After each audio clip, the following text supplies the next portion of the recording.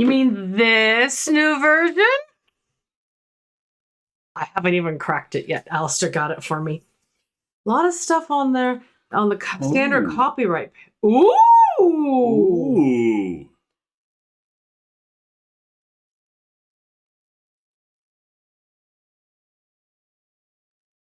Earlier versions. Hang on. What do you mean by on the copyright? Okay.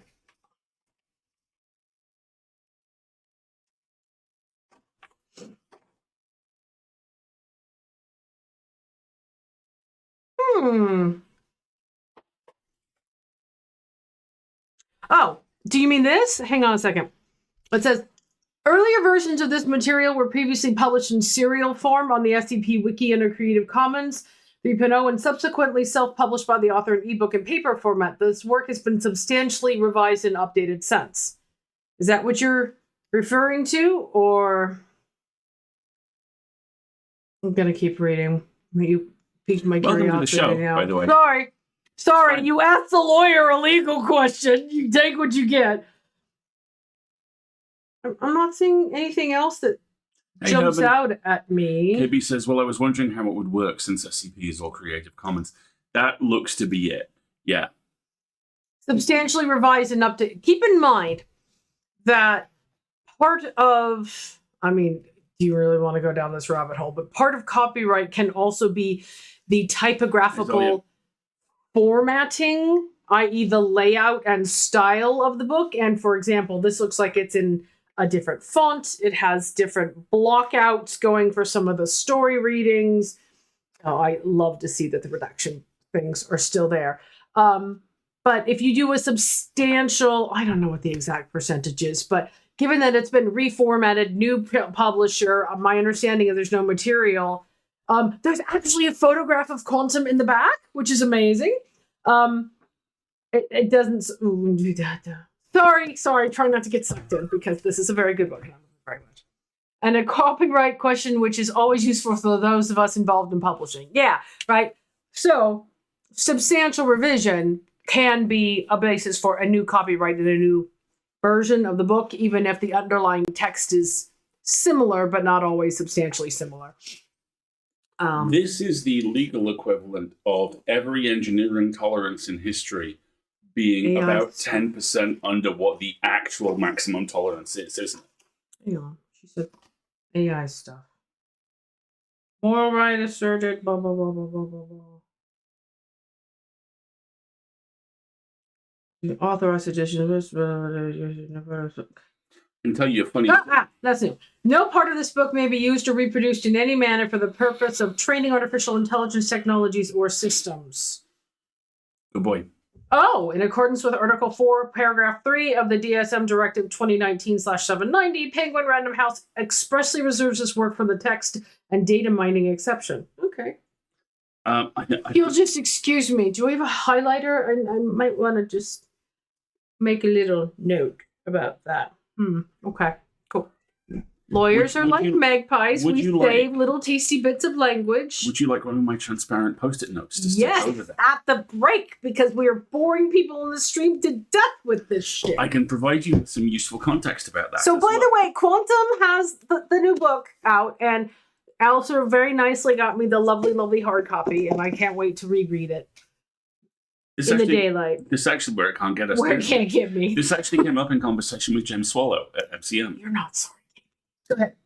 This actually came up in conversation with James Swallow. No, the whole AI clause thing. Yeah. Where he said he and his publisher were kind of violently agreeing with each other over a book for about 10 minutes earlier that week, where he thought his publisher was like, we're going to make this available for AI. And he was like, no fucking way. The publisher thought that he really wanted the book made available for AI. And finally, after about a day of duck season, wabbit season, they were both like, wait, we don't want this to be AI, do we? Fuck no. Great. Let's move on. Let's move on. Niche interests. You say that as if I don't read the law for fun. Welcome to my house. Yay! Anyway. Hi, everybody. Welcome to the stream. How you doing? It snowed today. It snowed for like 90 whole minutes.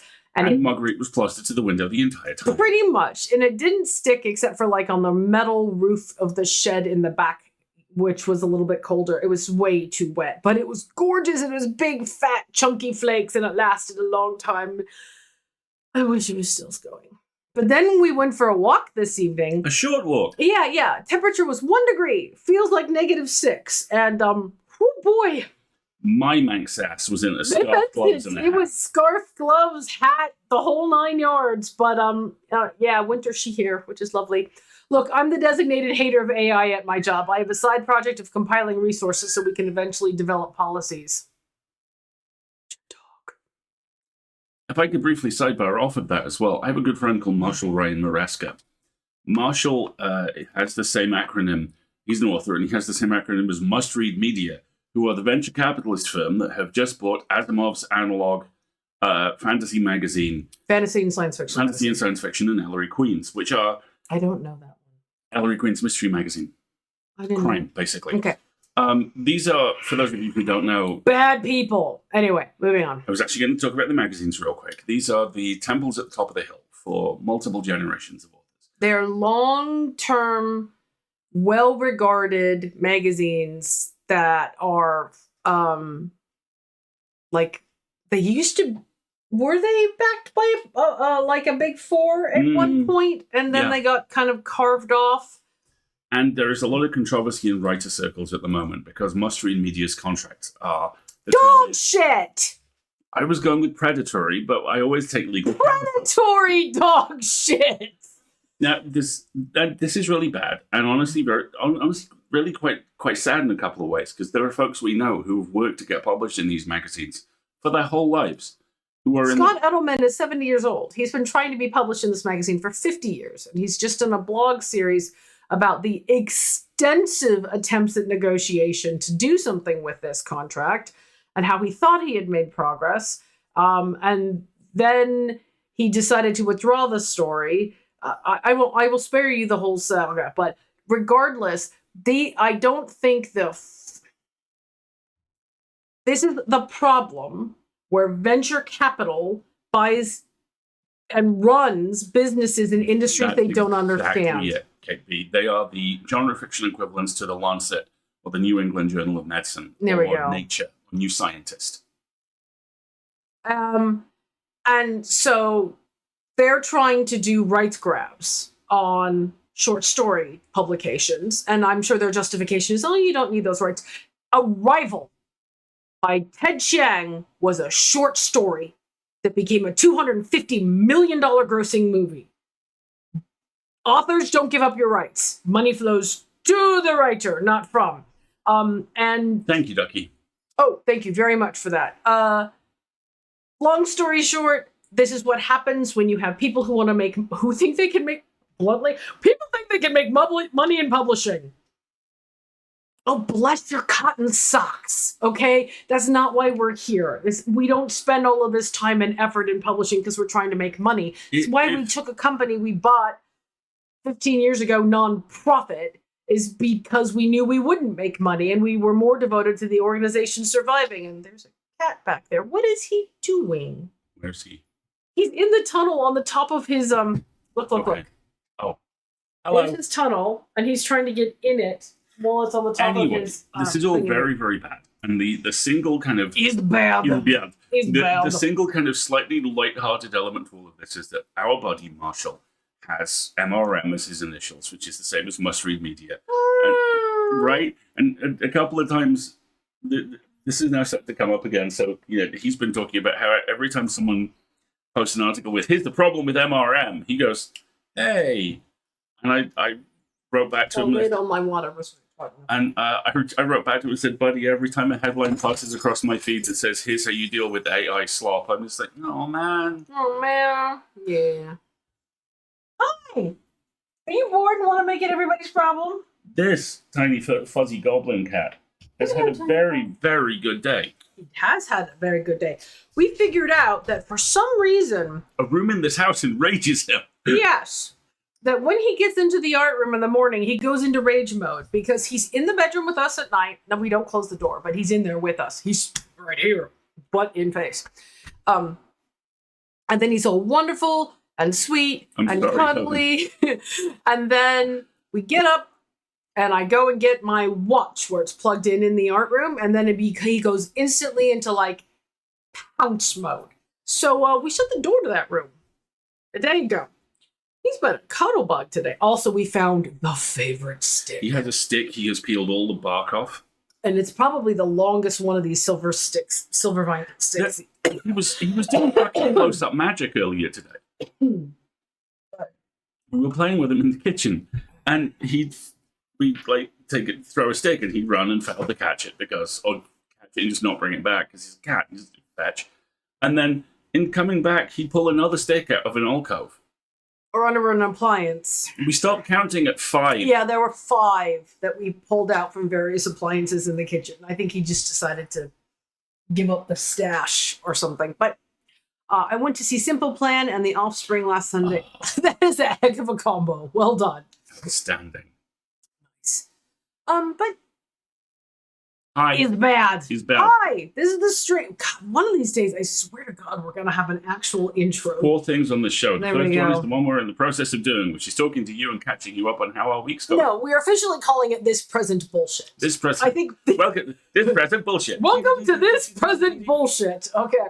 Otherwise known as, hi, how are you? How was our week? Sometimes we start on non sequiturs and just go on from there. Sometimes we actually have a plan. Today is not that day. That is because Margaret has been in meetings for 5 hours. Oh.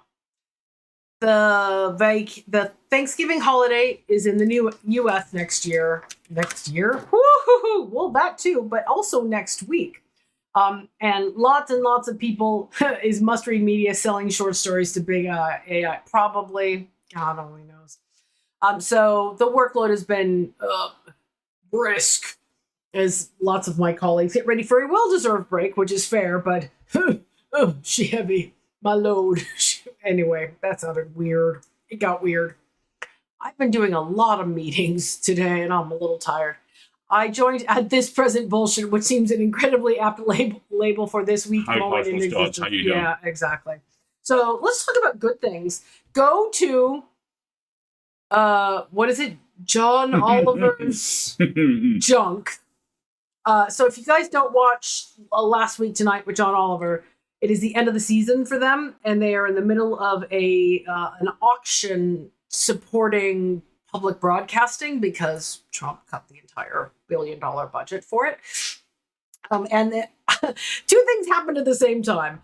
Public broadcasting needed money, and somebody told John Oliver that the storage unit was full.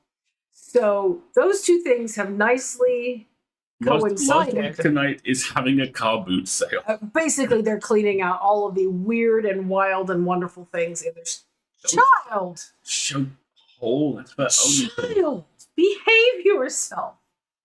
Decorum, my son, please. And he's like, Mother, no. I'm going to just, yeah. So there's a whole lot of fun stuff to bid on, including an original Bob Ross painting. Kind of which amazing. is instantly at $900,000, as it fucking should be. Exactly. So how was your week? My week's been quite busy so far, but he's been pretty well behaved. It has been extremely cold, and we've been kind of hotboxing this office, and therefore... And he's been doing this a lot. He's been doing this a lot, but oh, look at those ears. Yeah, he got crime ears on. He got crime ears on. Oh. Mr. Oh. He licked the bed and his tongue got stuck. He's like, Well, child. That is indeed why you've been hearing about a Bob Ross painting. Yeah. Because the Bob Ross Foundation does not give paintings to auctions. Their justification, fully understandably, being if we did this for anybody, everybody would ask and we wouldn't have anything. And then they looked at This Present Bullshit and the fact that it was Last Week Tonight asking and went, no, actually, you guys can have one. Mm-hmm. So there's a fantastic auction going on right now, which we are geo-blocked out of. We can't even load the website, unfortunately. And no, I don't currently have a VPN. If you do, I don't want to hear about it. I don't. I'm honestly remarkably law-abiding. Very bad. Because you're like 8 feet away, and I have no poker face. Yeah, exactly. Oh, don't even. Thanks, UK government. Don't even get me started. So how has your week been? That's been all right. I'm back at work. Mm-hmm. And as is, Don't mind us, we're still eating dessert.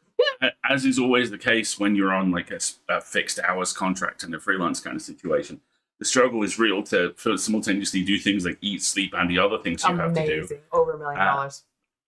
And also hit your hours. So for the first couple of days of this week, it was that bit in the cartoon where the cat's running on the spot but not actually getting anywhere. And yesterday the cat finally started moving. So I still have too much to do and not enough time to do it. So it's a day that ends in a Y, you know? But I'm also getting a haircut, a burrito, and the Running Man tomorrow. So there we go. And what are you doing? We saw Now You See Me 3. We also saw Predator Badlands. So good. Oh, okay. Let's start with Predator Badlands.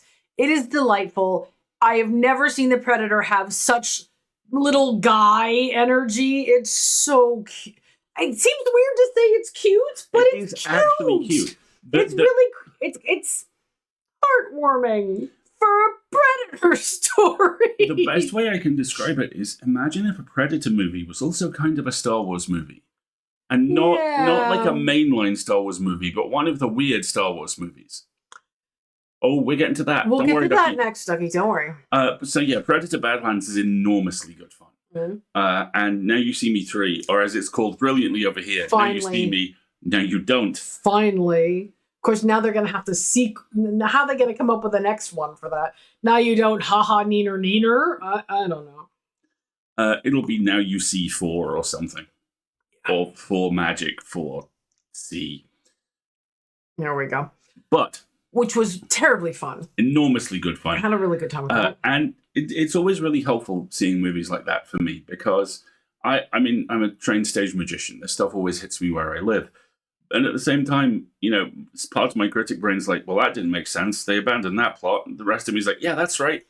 Because not everything's perfect all the time. Yeah, folks, they spontaneously have a Lear jet at one point, and we're like, get the jet. Actually, Now You See 4 is very... That's good. I will go to my grave annoyed that Mission Impossible 5 wasn't entirely set in London and dealing with Ethan's asshole Cockney MI5 counterpart along similar lines. But no, that was really good fun. And then this weekend, we are in London. Yes. Because I'm going to a narrative design game conference. Indie narrative design game conference called Adventure X. And it's going to be a really good time. It's 2 days. It's lots of talks from people on voice acting and game design and puzzle design and all this type of stuff. Yep. And I'm reliably informed that there are a few people there I know who I will want to hang out with.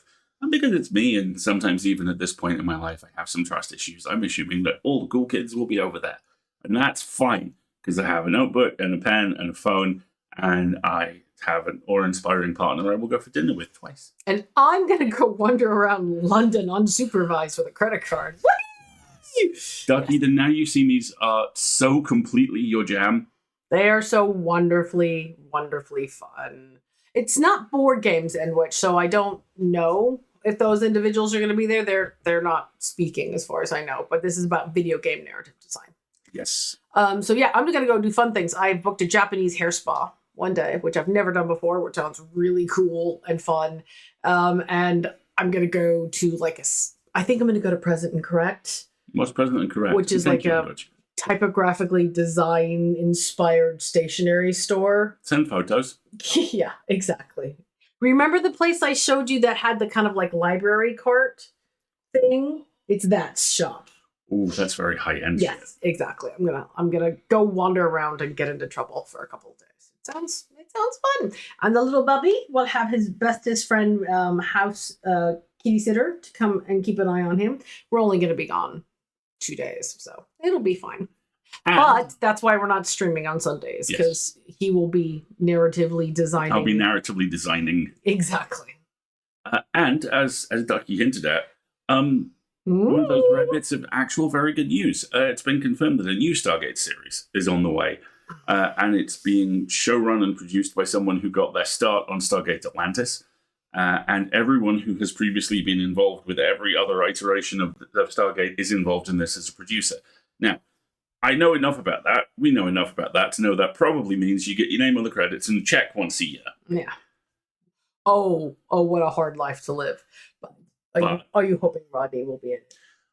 I mean, Rodney Mackay is my boy. He's your boy.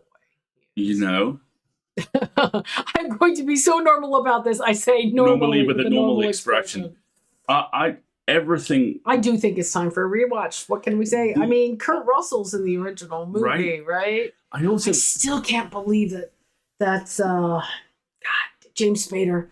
Yes. Baby face little James Spader. With his floppy 90s hair. Floppy 90s hair. I know. Going through his pockets looking for sunscreen. Oh, bless. There is a joke hidden in plain sight in the connective tissue between the original movie and the SG-1, which I only found out about recently and which has made me laugh so hard. You have under 10 minutes. Go. There's a line in the movie where Kurt Russell, as General Jack O'Neill, is asked a question and responds with, "Oh no, there are two O'Neills." The guy with the two L's has much more of a sense of humor. In the movie, Jack O'Neill is spelt with one L. TV show, it's spelt with two. Oh man, that's a deep cut. Well done. Can I get Kurt Russell? Well, you're getting him in Monarch season 2 anyway.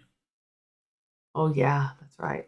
I'm sorry. I've loved Kurt Russell for 50 years. So, hey, forever and ever and ever. That man is chiseled from California granite. Adore that man. He's so goofy and sweet and wonderful. I think that's it. That's about it. It snowed. Bubby's been pretty good. I mean, it's cold outside, and here he is all curled up, happy and warm.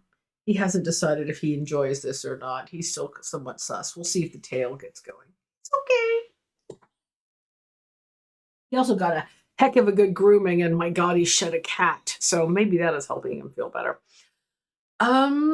I finished the Strange Antiquities. Oh, fantastic. Good. Yeah. So that's a good reminder, folks. And speaking of Strange Antiquities. Yeah. As a reminder, if you are joining us and you know things we don't know, we literally have an emoji for that so that you can express your knowledge without spoiling us. And of course, don't forget we have a couple of other new emojis. The lad. Available as well for the boyo. There, here, let me put him up on the screen so everybody can spam Twitter. There you go. There we go. There is a sweet little boy. That's pretty close, actually. That's pretty close to the pose, right? What a sweetie. There we go. Well done, Ducky. Nice. Okay. And so on that note, we are going to play more Strange Antiquities, which is delightful. And I'll put up all the details for that when we come back for break. So why don't we go ahead and do break a little bit early, because I have 2 Fig Newtons left, and a cup of tea.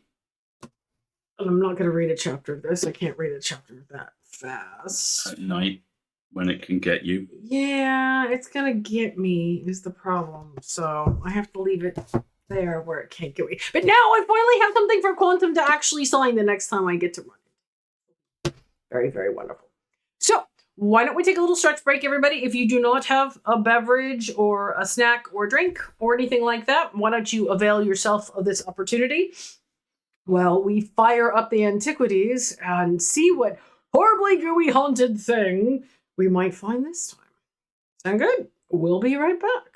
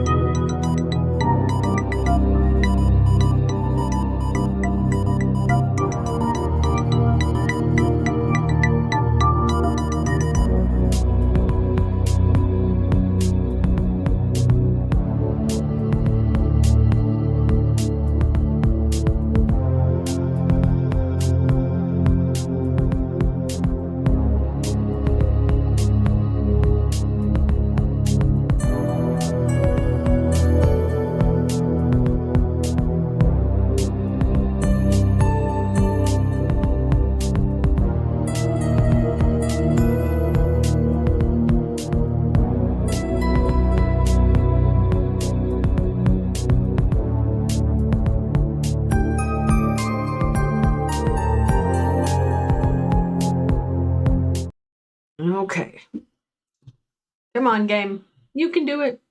I know you can do it. There you are. Spring Break, I believe in you. Spring Break, I believe in you. Oh, okay. Hold on. Look at him all cute and flop.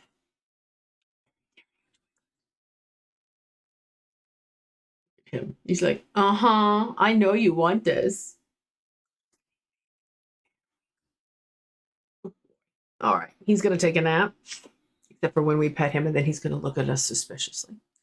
So let us continue with Strange Antiquities. So as a reminder, Strange Antiquities is by Bad Viking. You can find them on Steam. It is the anthology sequel to Strange Horticulture. It takes place in the same universe, and in fact, I think the same town. I think you see the shops for each other. The two shops are about 3 blocks apart. Just in this being in the UK in the early 20th century, those 3 blocks are 18 miles distant from one another. Exactly. Content notes for Strange Antiquities, death and dying and horror themes. There is a detailed list of them at that link in the chat, which may include some spoilers, just so you know. It's not a terribly spoiler-esque game, but be advised. We don't have a Germanus Personae for this one. So. Well, we do, but the game helpfully links it exactly. The game provides it for us, which is nice. All right, so on we go. We're on Wednesday, day 14. 2 saves on the same day, which is very interesting. Let's do this one. Let's do the earlier one. We might have to repeat a little bit, but they have the same time signature, so I don't. All right, that's right. The Knight of Thorns. We located this right at the end of the last week's trolling installment. This to figure out. And then where is the Babalia? No, go away. Go away. All right, where is the Babalia? I want to store it down here so that we have it available at a moment's notice if we need to get into this place. That's right, we just started the day. We got this new weird thing. Yellow sandstone. Little Dallas multipass. Nothing remarkable about it. Okay, fine. We'll come back to it. Oh god, the cursed snake bottle. You go there all by yourself. You're creepy. One next to the actual dead person hand, the child in a duffel coat who's crying, and Rat the Grim Reaper. Yeah. And Klaatu that. We think this is the pit. Yeah, right? Oh man, there's a whole lot of cursed looking stuff over there. This shelf looks positively normal by comparison. Did I put something creepy in here? No.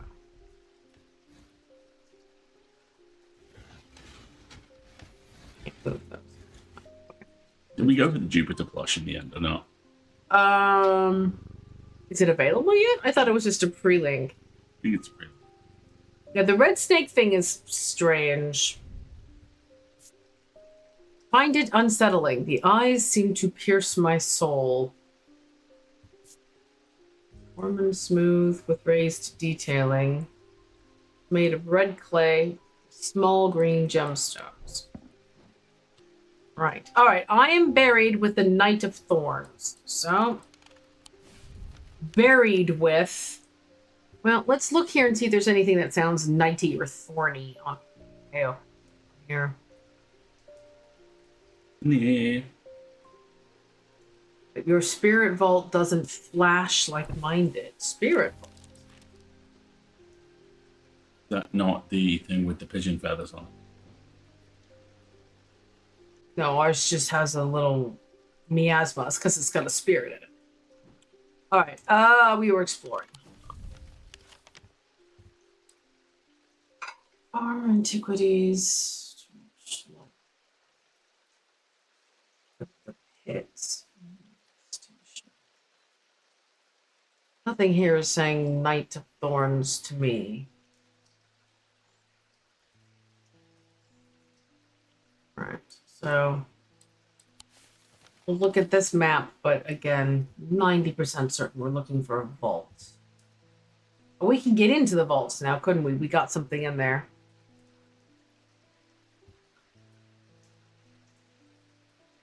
No. We found it last week. Yeah.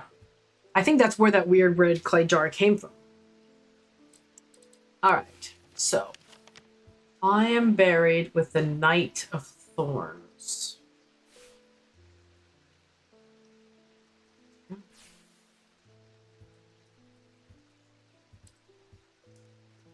And this is the symbol that we saw on the strange device we discovered. That's the Hall of Shields. There's some vine stuff there, which is a possibility. And again, there's somebody on top. Might be a knight. We don't see any. These are flowers.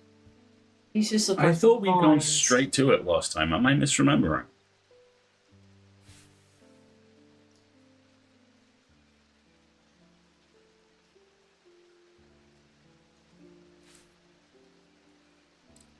Where I'm misremembering. top right has a knight lying on it. Yeah, there's a knight here. There's a knight here. We already went there. I'm buried with a Knight of Thorns. Nothing about this says thorns to me. This has some plant matter on it. So my inclination is to start here. Excuse me.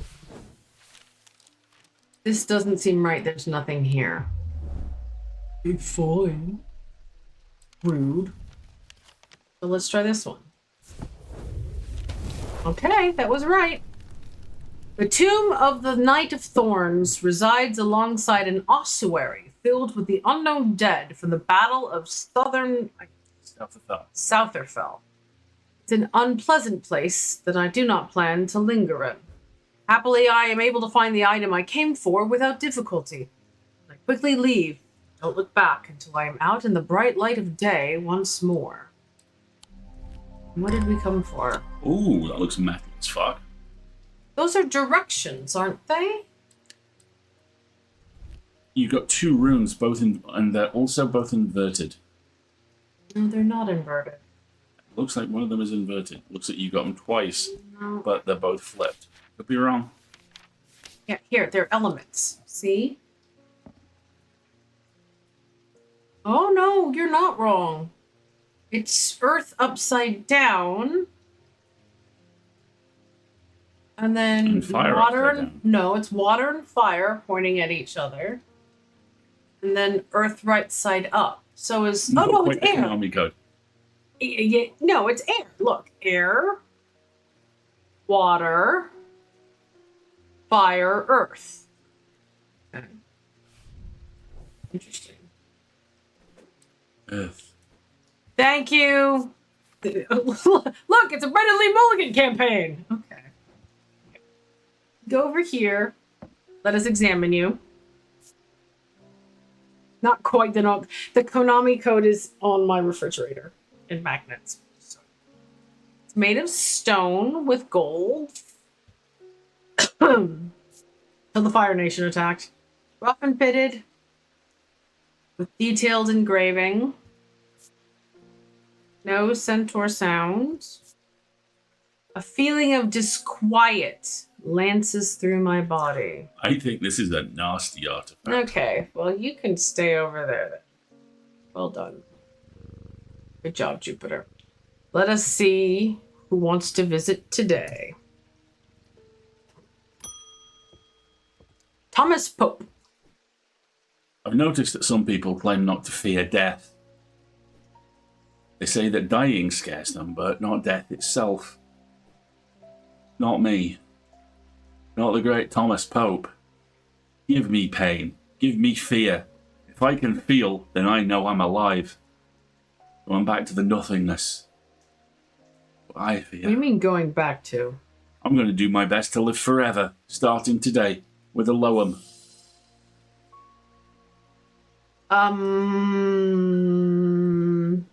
Do I know who this person is? He does not, to the best of my knowledge, No. have a dramatis personae. He's just somebody who's decided he wants to live forever, huh?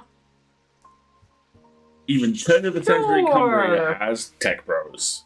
Right. I've been having this horrible dream about a basilisk. Loam. Sometimes called a hand of Jupiter or a fire palm. A loam is an item with enticing power. Oh, it looks like Jupiter. I was watching Brennan Lee Mulligan talking about Jacob Wysocki. Nice.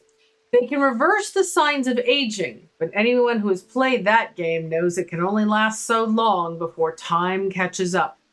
And when it does, it often hits harder.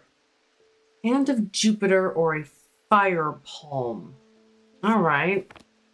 Well, fire has that symbol. Just a normal old triangle. And let's find the symbol for Jupiter.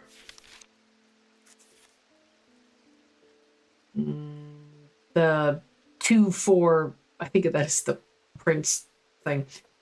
Okay, so. Oh, I'm never on seeing that now. Yeah. Okay, so that's a fire symbol. It does sound like an ill-fated David Alt character. I'm going to live forever. Oh, fuck. It's made of tin, and it is a palm, and this is a fire triangle. We haven't taken any psychic trauma today. Let's roll the dice. I've only taken a little. Let's try it. Hey. Thank you. Thank you. This item features a hand in its design. It is made of tin, which is the plant. It's made of tin. It is made of Tim Meredith. It will never shut up. The planetary metal associated with Jupiter. It also features a triangle, which is the symbol for fire. Cassander. The eyes of a Cassander focus the power of the mind, enabling those skilled enough to see the path or paths ahead. These items do not produce a mentic field as one might expect, but rather the more mysterious selenic. Interesting. Care should always be taken with any object of prophecy, and these are no different. Many have been seduced or driven mad by the paths shown to them and been led to ruin. Interesting. Yeah, look at the branches on the tree there. I want to look at this entry. All right, you may go. I want to live forever, boy. Good luck with that. Where shall we fit you in? Running out of space. We'll put you down here. Is there room? Make way, make way. There we go. It's starting to get a little squishy over here. There's a lot more stuff in this game than in the first one. Yes. What was it called? A Cassander? Cassander, or a Cassander. Yeah, see? Look at the branching paths and stuff. Interesting. Has a selenic field. Okay, good to know. What do we have that we think might be a Cassander? Branching paths, the selenic field. None of this like visually just leaps out.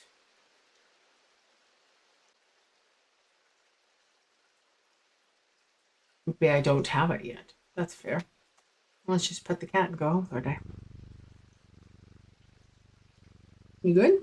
Mm-hmm. All right. Next. Agnes Dent. There's been an unexpected death in the family. It's hit all of us quite hard, but particularly my husband. I'd like to gift him a heart chamber.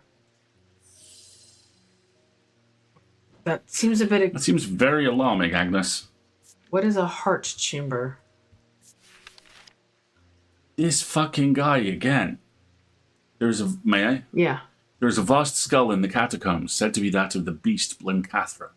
Holgar's followers believe that when he slew it, he trapped its soul, along with its power, in an item known as the Wraith Chamber. Heart chambers are based on this mythical object. They have morphed over time into a way to keep those dear to us closer to the heart after death. You know anything else about... I have a bad theory. Heart chambers are based on a wraith chamber. Have we identified a wraith chamber? We got a spirit chamber. No, we have a spirit vault. We also don't have an entry for a wraith chamber yet. Don't have a wraith. Which makes me wonder how solvable this one is. Heart chamber. Oh, I think it's pretty solvable. Look at what he's wearing. Oh, we got one of those. It's the coffin symbol.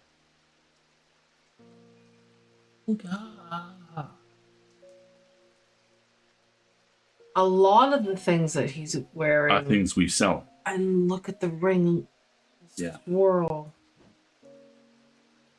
That. Yeah.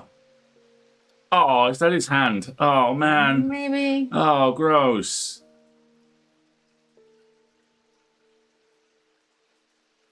That little coffin looks the most like. Well, here, let me pull some of these things down. What did we say that symbol was? Other than very similar to the skull helmet? No, on the inside. Well, it's the moon. Oh, look, it's blessings. Heart chambers are based on it, but they have it morphed over time into a way to keep those dear to us close to heart after death. What else do we know about Holgar? It's the heart chamber. We know that this mask, that's a Holgan Grim. This says blessings. Let's see if we have anything else that resembles what he has on his belt here. This. It's a bit like that, but not really.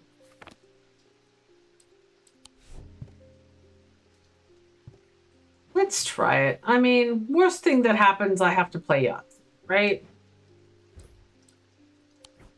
Oh, I'm so smug. This item appears in the sketch of Holgar. It bears a sigil that resembles the Holgan Grim mask. Yep, and it has a symbol on the inside that says blessing, so you know it's designed for, you know. There we go. Excellent. There's your heart chamber. You're welcome. A Bridgic charm. A powerful item that offers hope in times of worry, protection in times of darkness, and wisdom in times of uncertainty. It wields the power of the maiden, the mother, and the crone, the Wiccan triple goddess.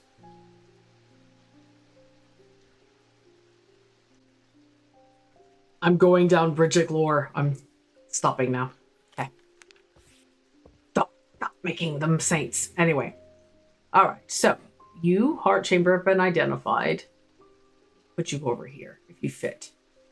Kind of, sort of. It's getting very crowded up here. I still have the image of the whole shop being on perfect casters and you just spin it around you. Right. Whee! Okay. So that. Okay. Triple Goddess has this symbol on it. Like this, say. That. Shoot. Vibes? Nothing. This gives me very Bridgic energy. Cool. Morgan's Folly. And whatever that object is, it's cursed. And so is that. You can't convince me otherwise.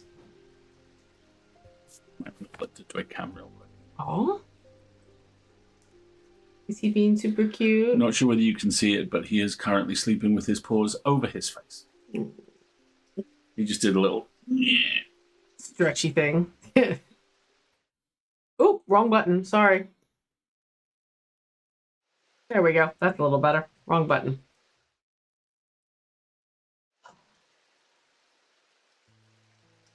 What? Just navigational issues. There we go.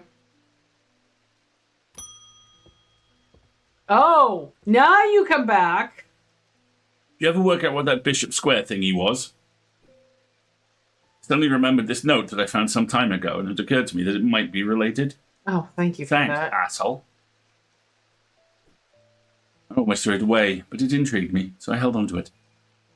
Can I have it, please? I haven't a clue what it means. I bet I do. Blessings in spring, rising in autumn. Okay. Blessings is that symbol we just saw, the one that looks like a teardrop. Blessings in spring.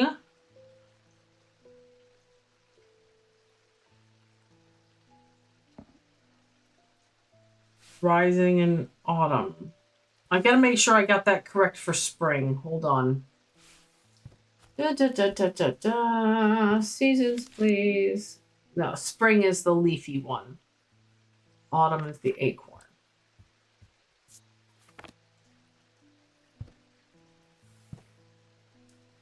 Book. Book.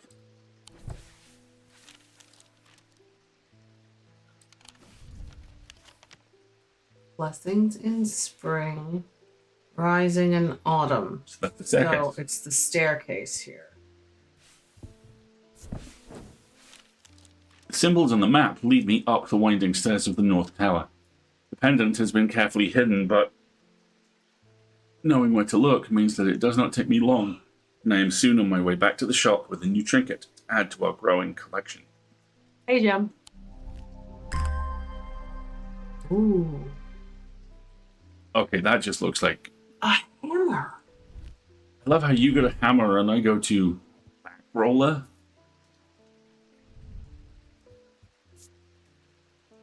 Bronze and oak.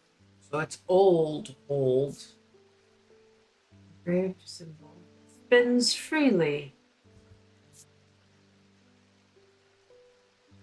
I love you dearly. It may be back roller, but let's try and identify that symbol. But first, we must attend to our filing.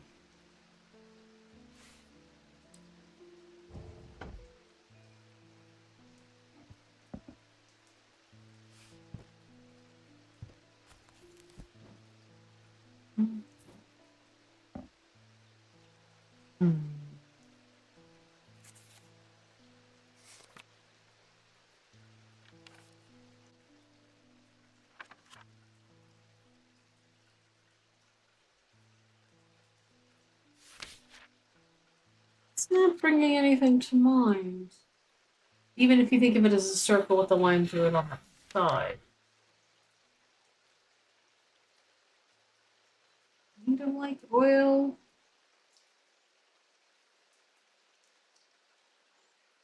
Oh, it's wax. Okay, wax. Fire and wax is this symbol. Interesting.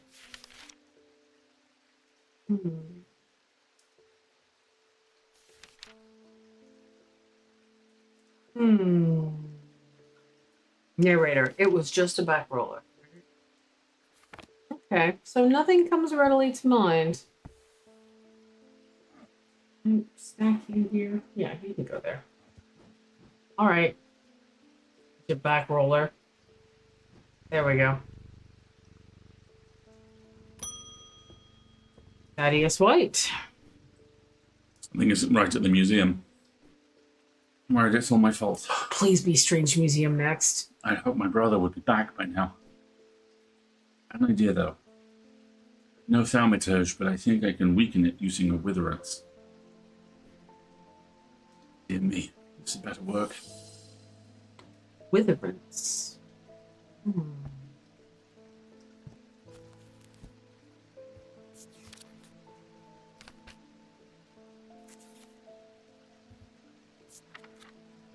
A witherance is the inverse of a fortinance and is sometimes put to more malicious use. Ooh. These can be crafted from stone, like the fortinance, but wood is more commonly used. All right, well, let's look at what the fortinance is. Hope that I've identified it. Yes. Fortinance. Stone. So, where's the fortinance? Here's the fortinance. So he said it's usually made of wood, and it will have the opposite of whatever this symbol is. So hold tight a second.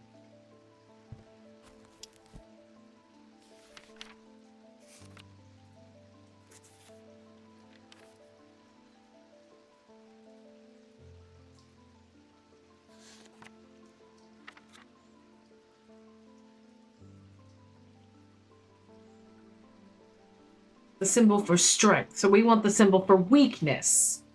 Here. Oh, I know what you are. You. Made of wood. Guy. I want the symbol for weakness. Bad looking little dude. Excellent. A fortunance is used for strength, the inverse of which is weakness, and this item bears a symbol of weakness, and it's made of wood. Excellent. Excellent. Folium. A folium is drawn. A blade is drawn across the face of a folium 6 times during the ritual of the Hand of Prior. Dreyer, huntsmen, and those wanting to prove themselves perform this ritual before seeking out the basilisk as a folium blade, the only known way to pierce its thick armor. Interesting. So the best possible way to hunt this almost unkillable beast is to cut your face open 6 times. A blade is drawn across the face of a folium, so whatever a folium is. And a prior. Okay. Interesting. Interesting. Yeah, please don't draw it across your face. Not the face, not the face! Put the fortunance and the witherance on the opposite sides. How about that? The sitcom waiting to happen.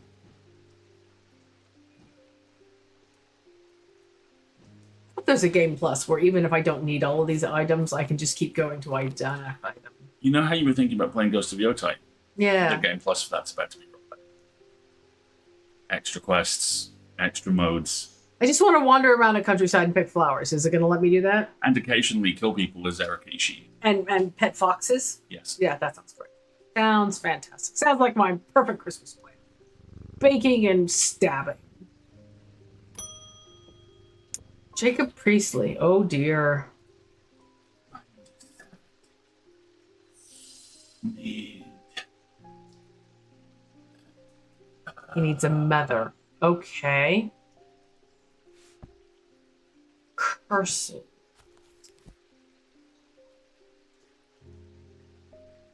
Process of the blood, sensation of burning from inside out. Gluten to the eyes. Affects the mouth and tongue so that speech becomes impossible? No.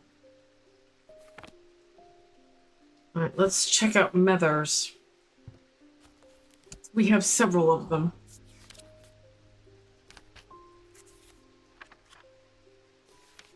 Mother. Abrasive, restful, or solemn. Let's try abrasive. To purge unwanted memories. As with any procedure that can alter the mind, it should be useful. Okay, to be passed from person. Purge unwanted memories. No, that doesn't seem right. Restful. Enter a meditative state and bypass the rush and clutter of consciousness, promoting clarity of thought. No. Solemn, maybe? The 3 types of mother, the solemn variety is considered the most powerful. It permits the drinker to forge pathways in the mind, to recall what has been forgotten, or to repair that which has been broken. It produces a noticeably stronger thalamic field than the other 2, and I think I've already identified a solemn mother. Here.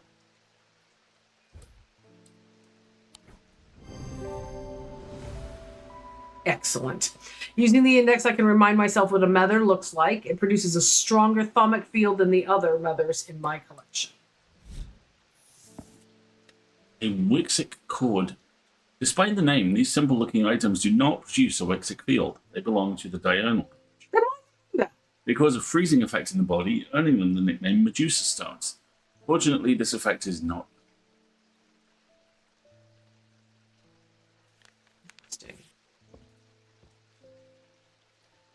Oh, that's been identified as a solemn mother, okay.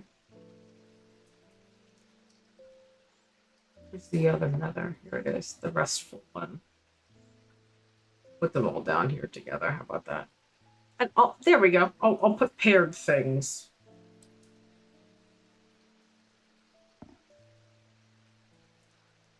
Yeah, that's fine. I'll have space for the other mother because that's as far as the as far as it goes to the side. How about this? Why don't I move my plants out of the way? I can put the methers over here. There you go, folks. There you go. Ambience. Thank you for that. Okay. Okay. This is my shelf of I think I know what it is. Oh, I should move you to my shelf of I think I know what it is. What are you, a Brigidy something or other? Those are scientific terms.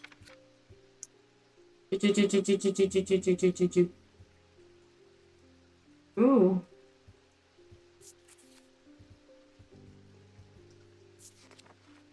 No, not a Cassandra. It was a Bridget something, wasn't it?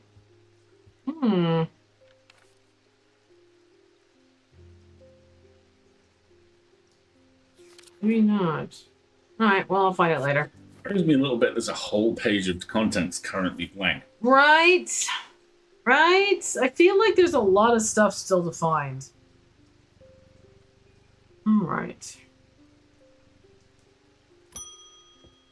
Francesca Robertson returns. I discovered something via the thalmic needle. The woman who tried to swim across the lake was compelled to do so by some invisible force. She was looking for something, and whatever it was, it's right here in Undermere. That's not all. And he decided to experiment with the Ambra. Oh, good plan. When I was under its spell, I heard whispers. Something was calling to me, and it left me feeling terribly afraid. This must be what keeping my patients in their trance-like state. I've never used a Gaudian siren before, but it occurred to me that I might be able to use it to drown out the whispers. Gaudian siren. First of all, what is a thing that she talked about? Ambra. They cause mental fog. They can cause the whites of the eyes to turn black. And the subject we have a tick, which suggests we've already identified it. Yeah, I have. So, what is she asking for? A Gaudian siren. Although these are similar in form to thalmic needles, Gaudian sirens serve a very different purpose. They create a strong compulsion, like a siren's call, that can be used to divert attention. A display of Gaudian objects at the Museum of History. There are two in there that really jump out.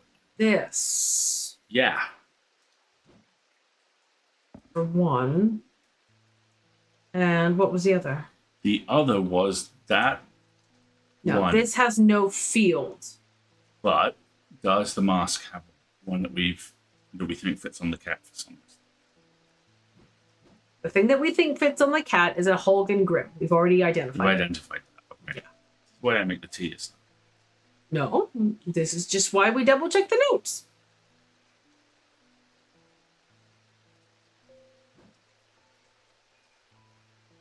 I think this is a dark artifact.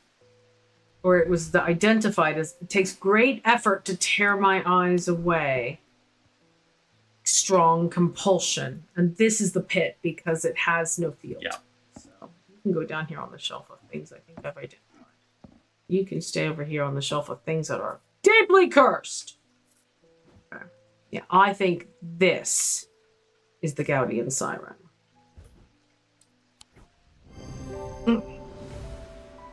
This item appears in the sketch in the cabinet. It is an obelisk shape like the thalmic needle, and in closer inspection reveals its attention-demanding power. Carrick's candle. These items produce an invisible light that peels back the years, allowing a glimpse into the past. The effect is often murky and blurred, but it works passively on stationary objects. They are marked by a depiction of a candle on their surface. Okay. Candle on their surface. has the symbol for fire and wax. I don't otherwise see a candle. There's no symbol for candle.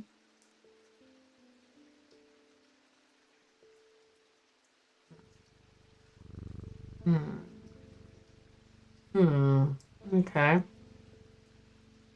All right, Gaudian siren. I've got to find spaces for more necklaces. There's just too many of them.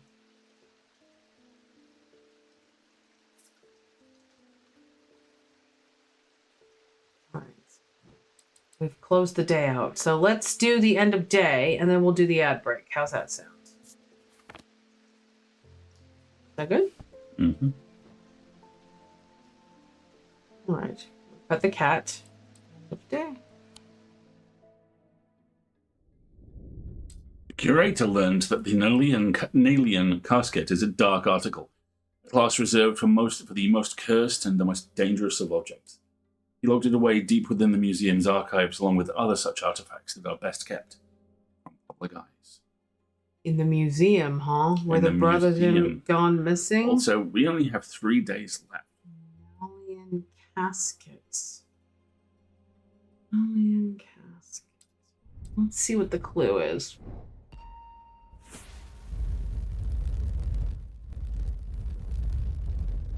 Ooh. Ooh. That's a touch alarming.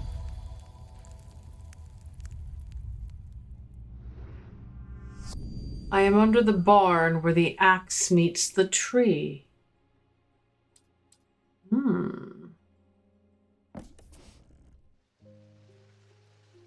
It continues to rain.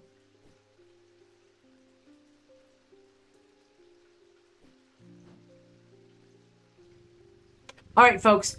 Why don't we go ahead and take our break here? We are at the halfway point of the stream, so if you've not moved from your seat, then you need to get up and have yourself a little wiggle. Or maybe you need a snack or a drink of water or to pet an adorable cat in your house. Who is being super adorable Who's right being now. super adorable and sleepy, which means when the stream is over, we're going to have to wake him up and run him around a little bit, or he's going to, like, get terribly feisty. But that's beside the point. Have yourself a little stretch break, everybody. And we've only got 3 days left, and I still have no idea how we're going to solve this mystery we're intending to solve. But what I am going to do is close this little casket now. Since... How do I close the thing? Oh, in the Zoom view, I can do it this way. Right. Click. There we go. Now I can put it away. No, wrong button. Stop. Come with me. Go back on the show. All right. Let's take our ad break, and we'll be right back. You good? I'm good.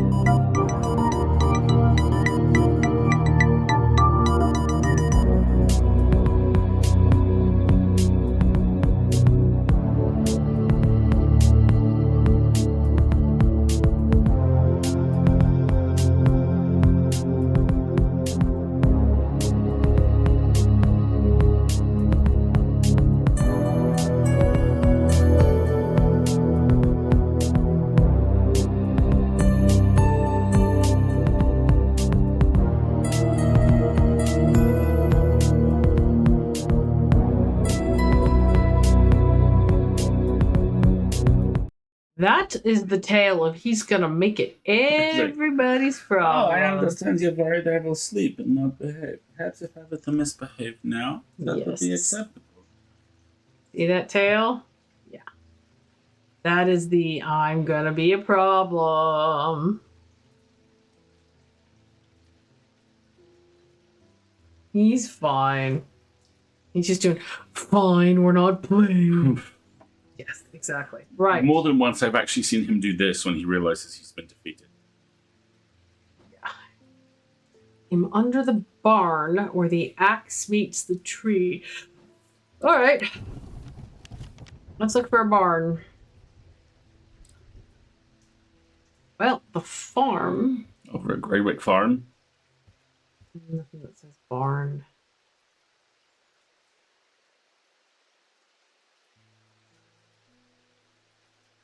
Check Royston Farm, number 30. 30. Royston. Multiple buildings. You turn your books off? Okay. Problem. I'm under the barn where the axe meets the tree. I'm not convinced it's here. Barn here. The axe meets the tree.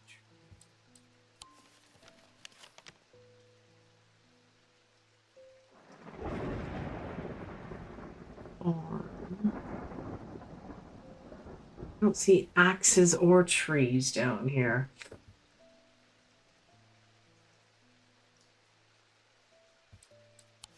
Makes most sense.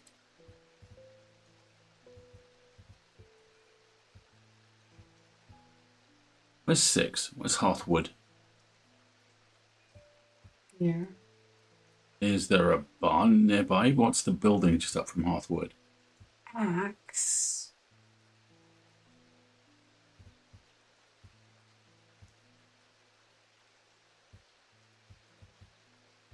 I'm looking for Woodcutter's Lane.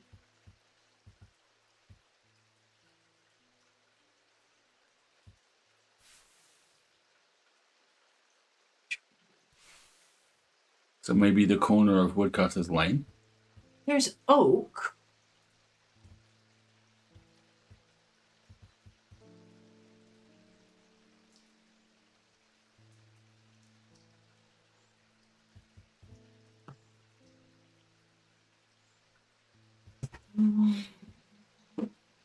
Axe meets the tree. So Woodcroft.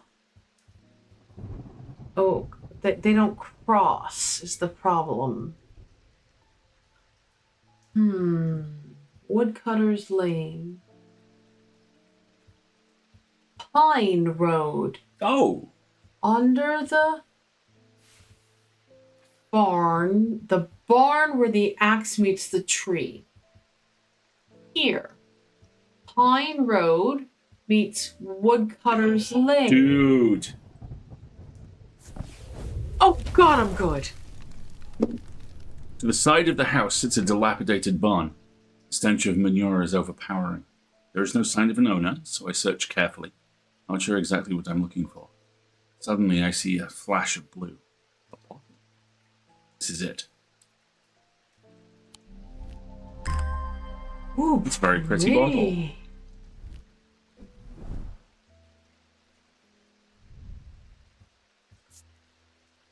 Blue painted porcelain. Interesting. Cool and smooth. Gives off a scent like that of a brewing storm, so it smells like ozone.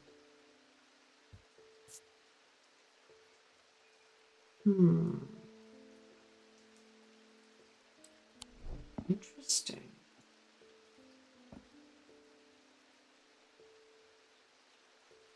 Okay. All right, Jupiter. Let's see what today brings.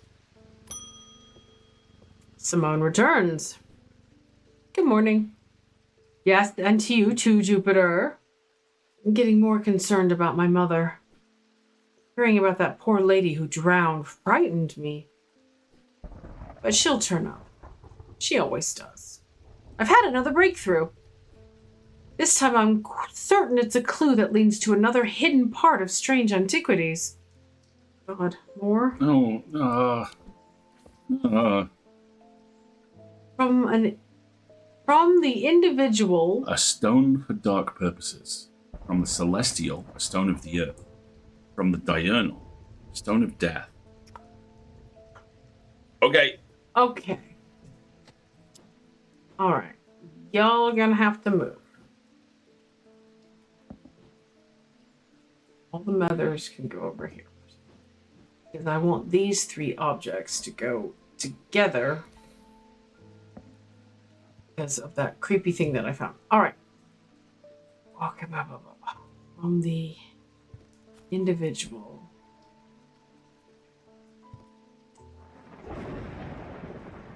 A mentic or wictic object with a stone for dark purposes. Stone for dark purposes. Didn't we see one?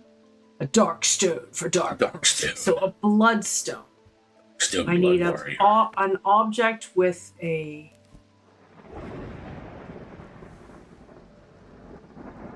mentic or wictic field with a bloodstone.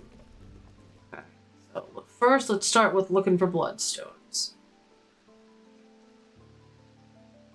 Oh, none over here.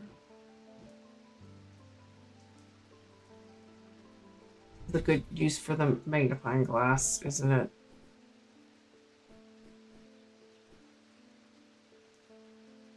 A bloodstone.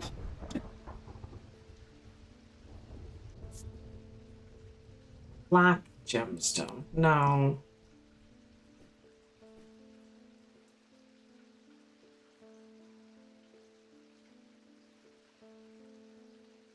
But we've had many bloodstones.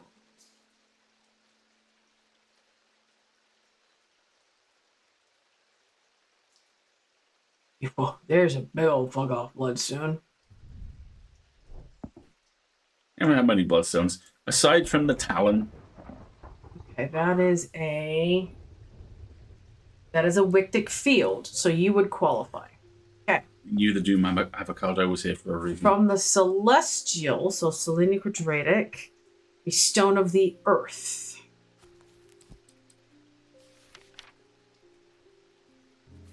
Stop it!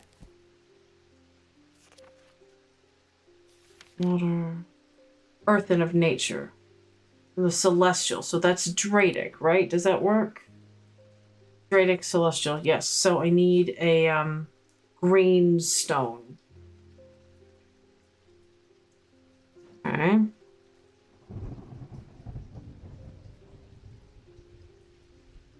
I'm gonna not use the cursed object.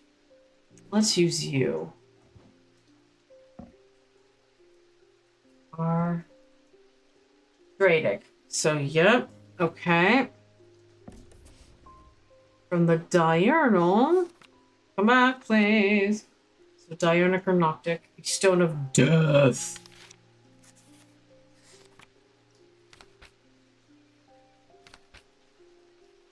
Stone of the night and darkness. Maybe black striated? No. Stone of death and decay. I just saw you. You. Diurnic. That's noctic, isn't it? Thought so. That's diurnal. Yep. Okay. Everybody hang on. We're about to, like, spin the shop again. Let's clean everything up first. Secure quarters!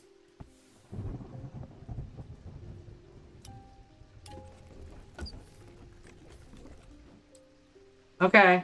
Here we go. Ooh. Oh. Lovely. Okay. You want to try the 12 and 2 buttons? Because that's what the box has at present. No. Look at the symbol. This is a half moon. Good eyes. The way around.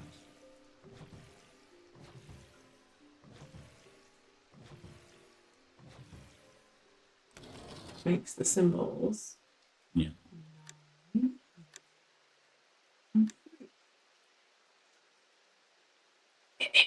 Oh, and then the button on the bottom. There we go. Oh, more of these goddamn floating voids. They kind of frighten me.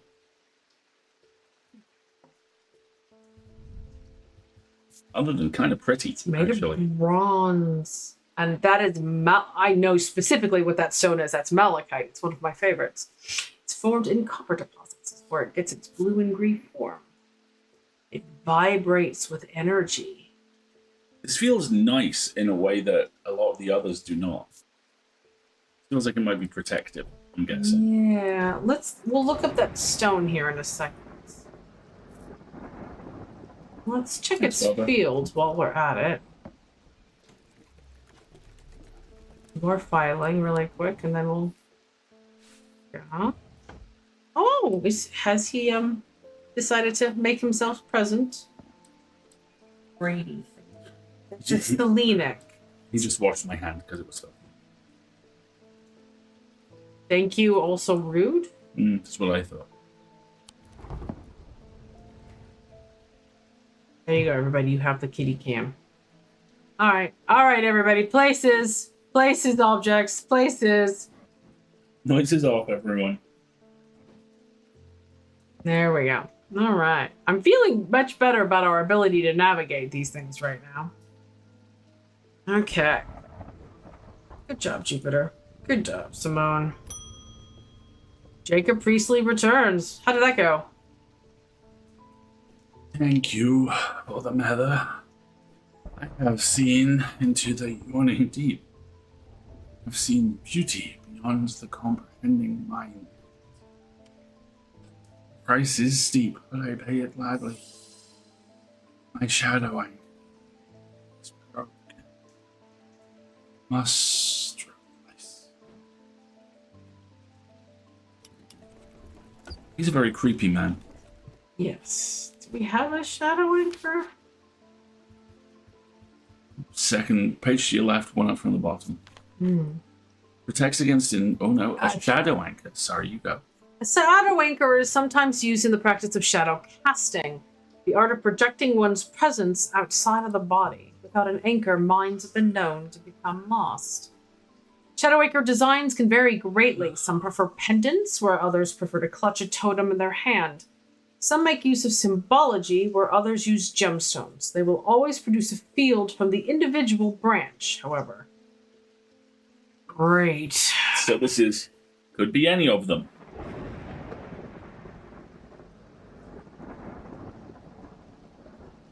Symbol of the mind.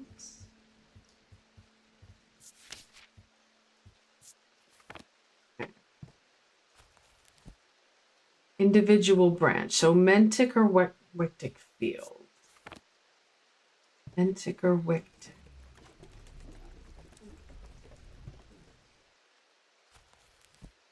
Stone of the mind.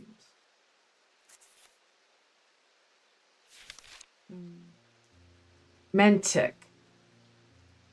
An anchor between body and mind. So it'll be a blue, it could be a blue stone. That is a Ionic field. Is that the individual branch?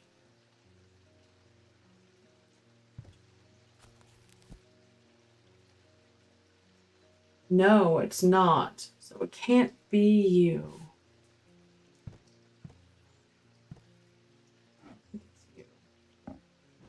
Blue stones. You have a blue stone. And a Dianic field. But that's the problem. It shouldn't be a diurnic field. They said they will always produce a field from the individual branch. So Mentic or not you.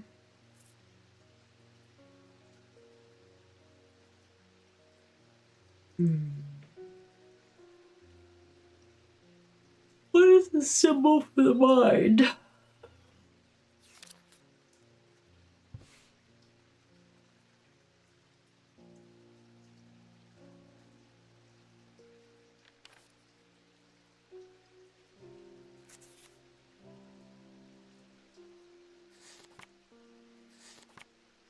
Not a symbol for the mind. Seems like an oversight.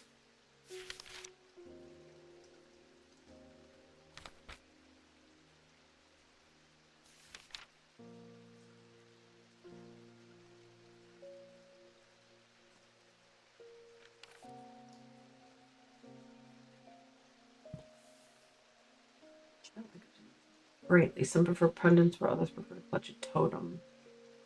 Symbology where others use gemstones. They will always produce a field of the individual branch.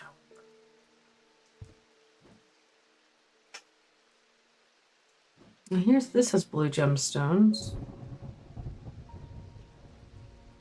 And this is a mantic field.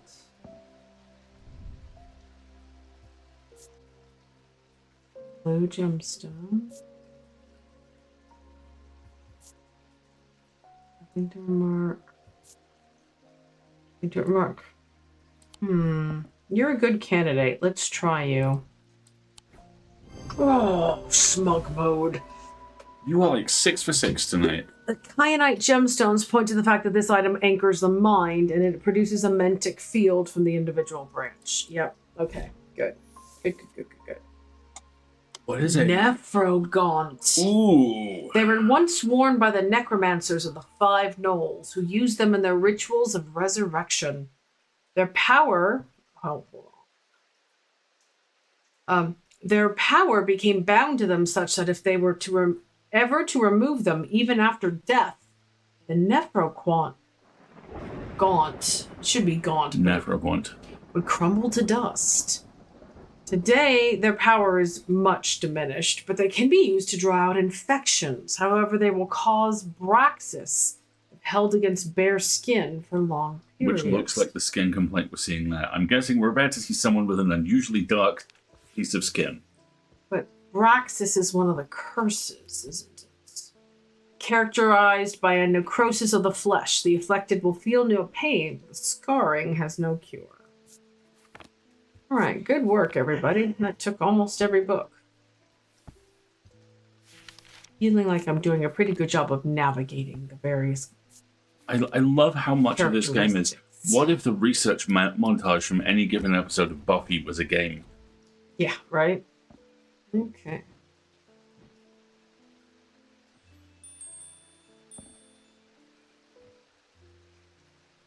No, doesn't make sense. Good job, Jimmy. Good job with the assist. All right, who's next? You've shown yourself to be a useful ally in these worrying times. Oh, I will kill you last. Keep one eye on the lake in the coming days. When blackened eyes seek the casket, and waters turn to midnight, perform the sacrament, and have faith in Holgar. Wait. I feel like I should screenshot that. Holgar was actually kind of sort of a good guy, so maybe she's not evil.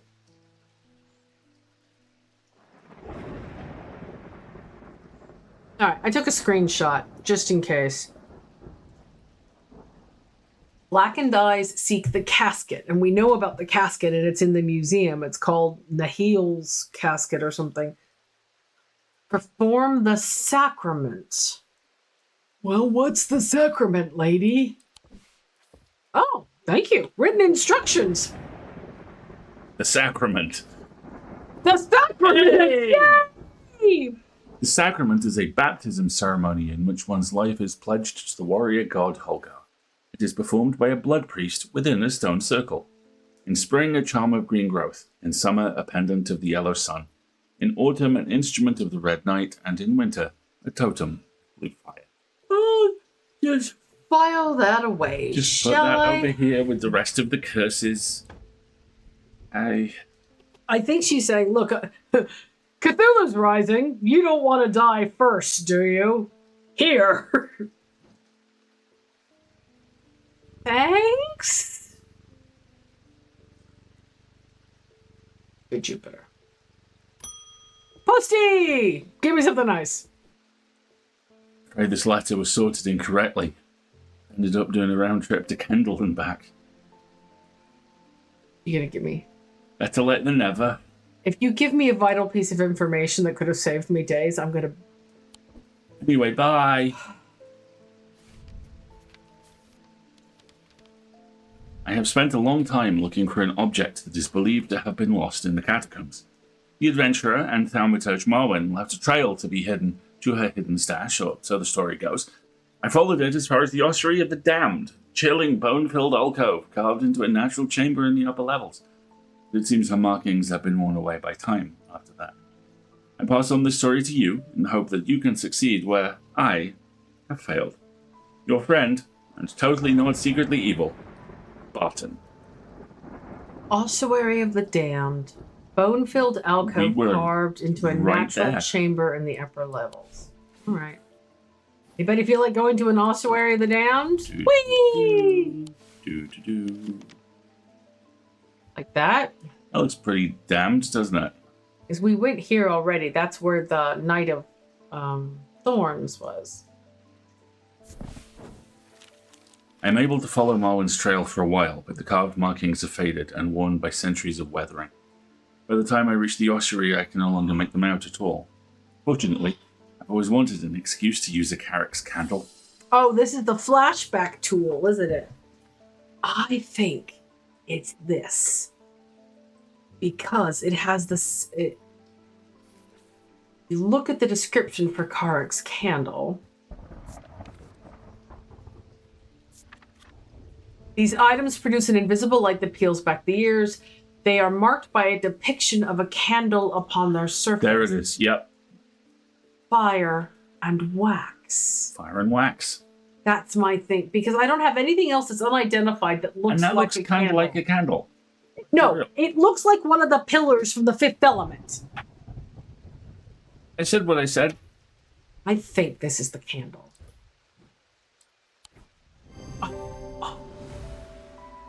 The symbol for flame is rendered above the symbol for wax, a depiction of a candle.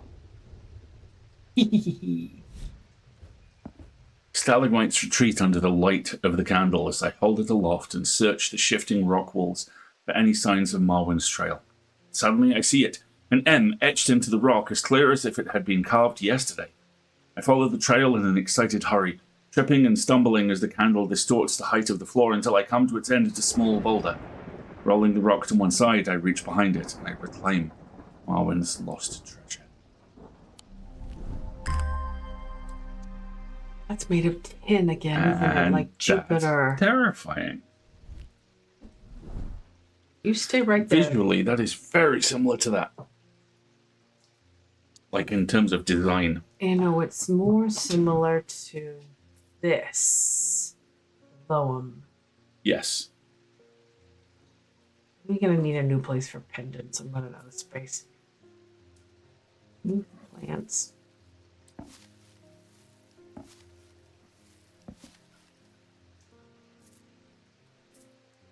I'll come back to you in a minute, but Carrick's candle has been identified. I gotta start making some more space here. I'm running out of room.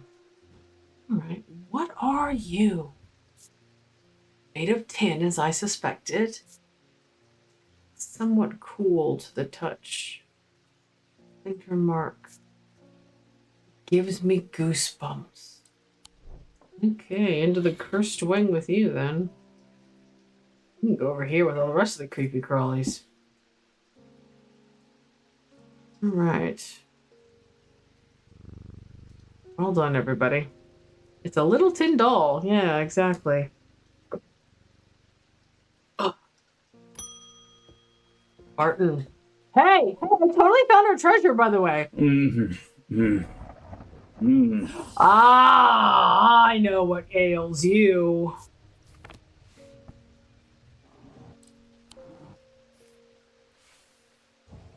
You got the curse where you can't speak.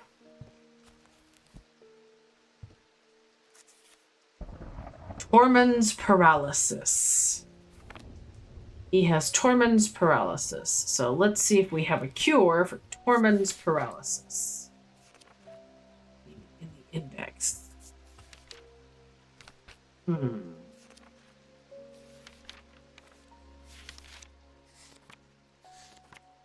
Tormund's paralysis. You need Tormund's Bane. These can be rolled along the tongue to Hold it. to cure Tormund's paralysis, or worn about the neck to protect against the curse. Like most items that ward against curses, they emit a diurnic field pattern. Alright. You need an ancient medieval magical tongue roller. Okay, my friend. No. Diurnic. So this will have 3 circles. Yep, here you go. This is exactly what you need. You're welcome, Barton.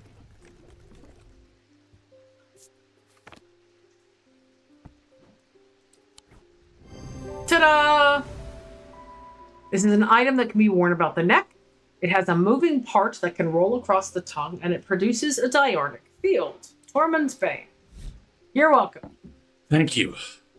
I don't even know how I managed to get down from Wethelum. Everything went dark after reading the inscription on the tall stone, but somehow I knew if I made it to Strange Antiquities, it would be okay. So you read the Latin aloud, you idiot? I'm drawing a line in the fucking sand here.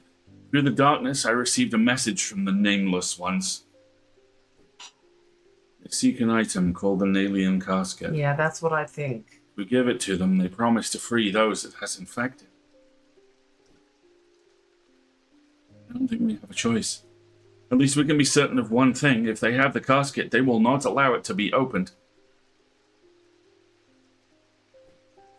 All they desire, all they value is power. And opening the casket would release all of its contained power. I don't buy it either.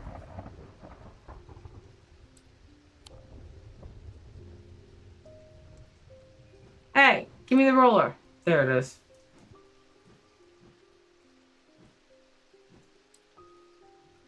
Yeah, I need a new place to start putting things that I've identified. Alright, all the creepy crawlies go over here. These are all the ones I haven't identified. You guys gotta smush in, okay? These are the things I think I know. Then over here I can start scooching a couple over so I can actually see them because they're so crowded.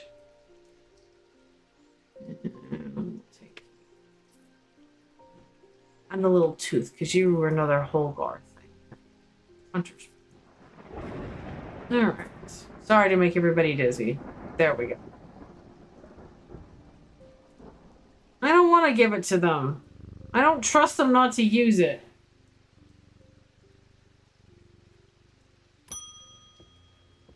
Oh no, Verona!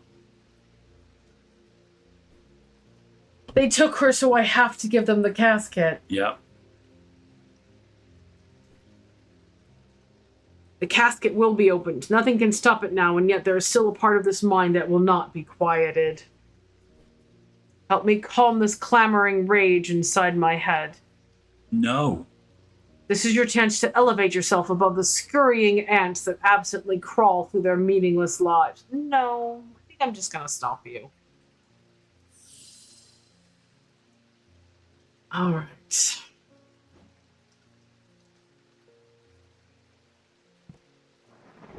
You need to look this one up so we get it right. Yeah. I mean, that's not to say we won't get it right if you do it, because we will. I'm just.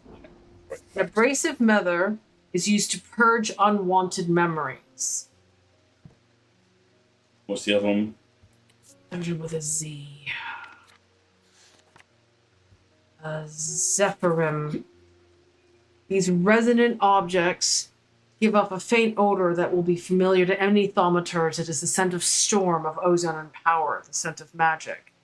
When these vapors are inhaled deeply, they can unlock deep wells of anger and channel them into a powerful maelstrom.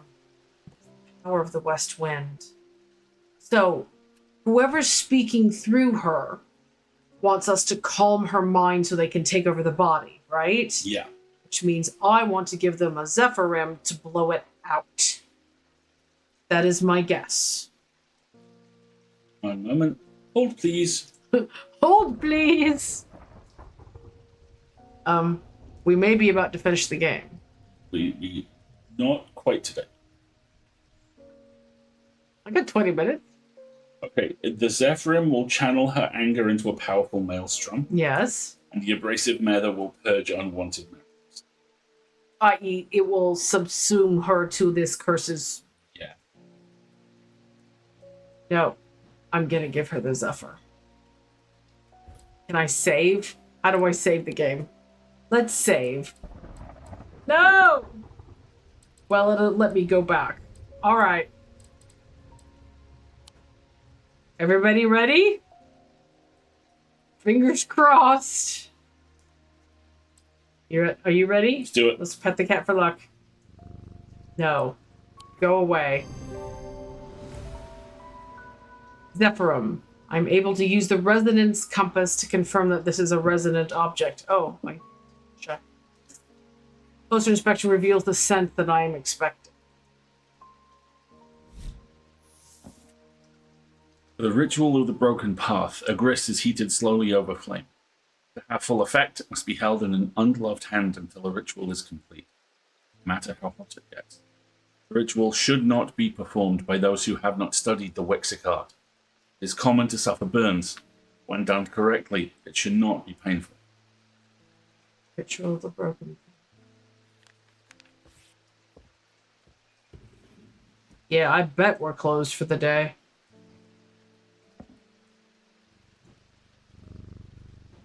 Wait, get back here!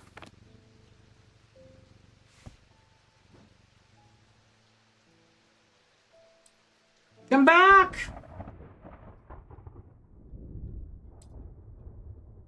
But the problem with storing powerful dark artifacts is that slowly, inevitably,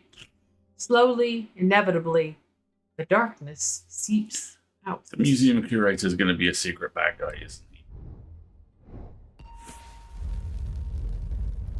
I'm very worried about how this is going to end. Mirror? A ball of string. Interesting. That way. Oh, there we go. Shape. Looks like a river or a street to me. Yeah. It stopped raining.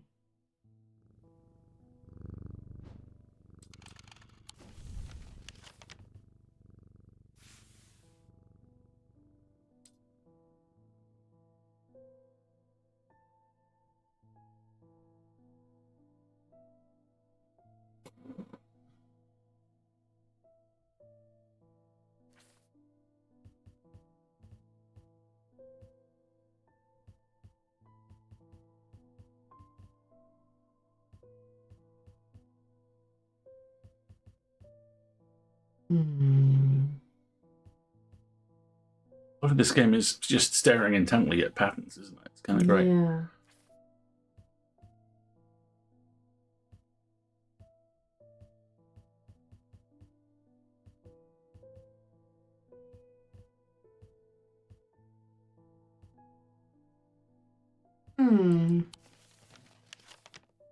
No, it's all straight lines and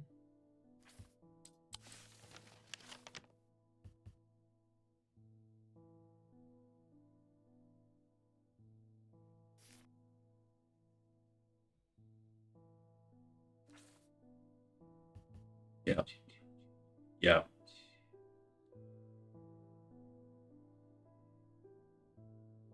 no, it loses it here.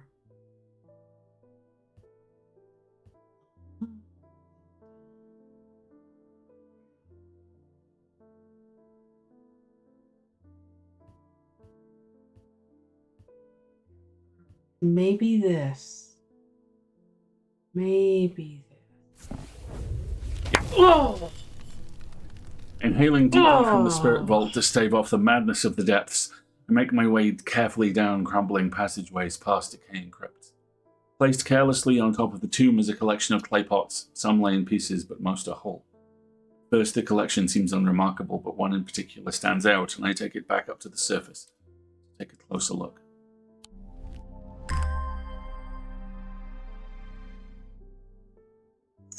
That's the upside down symbol for Earth.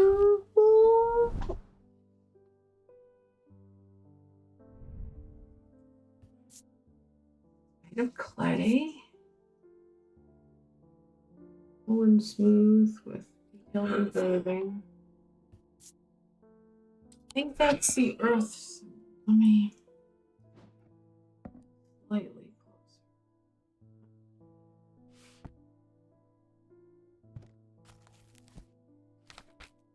Folks, we're gonna have to take our very last break here shortly. Yeah, it's the Earth. Okay, it's an earthen pot that says Earth. Here, you can sit next to the next one. Folks, why don't we take our very last break and then see what the day brings. I hope Veronica's okay. Fingers crossed. We'll do this quick, just 3 minutes, and then we'll be right back, everybody, okay? And then we'll wrap it up.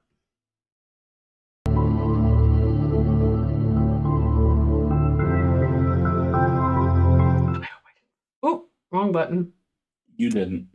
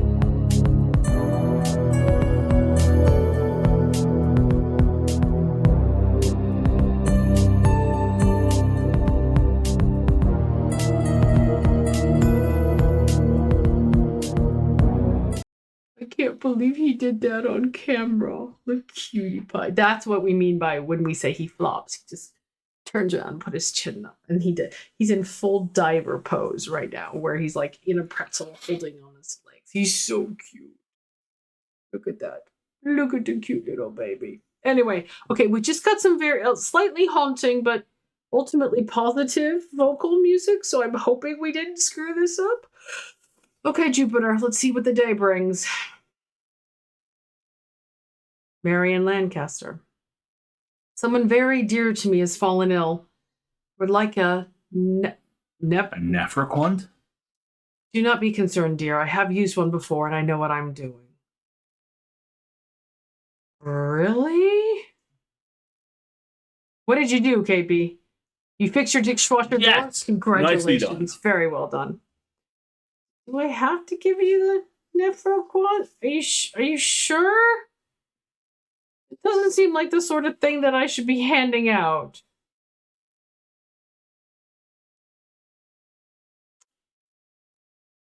Yes, right? Exactly. Thank you to Reddit for all of human knowledge.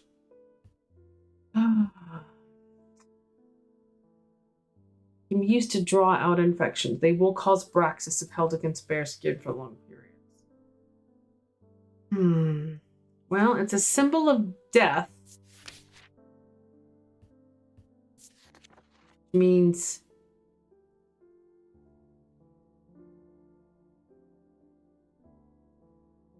do we have anything that looks like that? Scarring caused by braxis. Deathstone is the black and white striations, right? Night and darkness. No, death and decay. Vivianite stone. Because we don't have many other clues. About infections.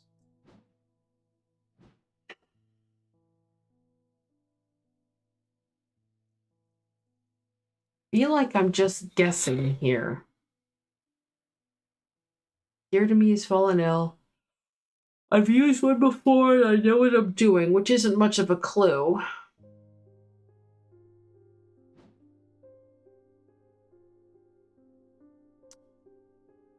Well, let's look up Braxis and see if maybe that helps. No.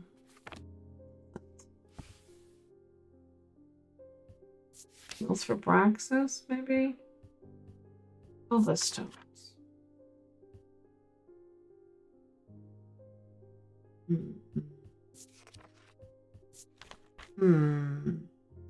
Ward. If they remove them, even in death, would crumble to dust. So it's something that's worn. So it's either a necklace or a ring or something. A necklace seems a good place to start. I found 10 cents under the dishwasher. What was this symbol again?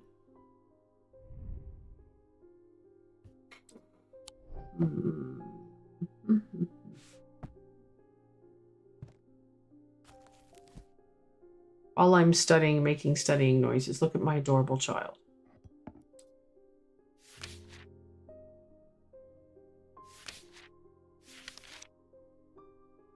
It's a symbol of hypnosis. That's not going to help me here.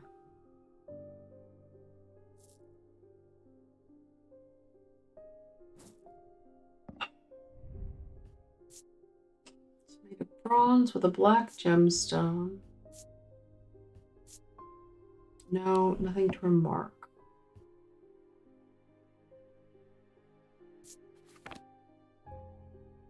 I'm inclined towards this because that's a gemstone associated with death, but I don't have...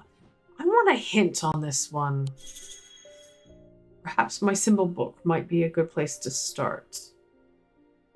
Okay.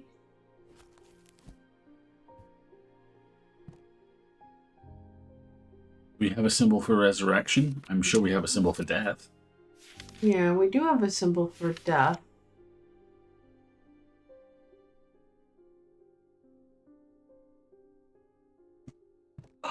I don't see anything for resurrection.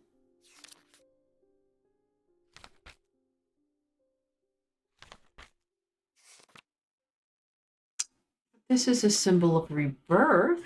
It is, isn't it? What do we got with that on it? There's a ring. Is it the ring on the spooky hand? Wonder if it's not the hand and it's the ring on the hand. Withered flesh. Oh, okay.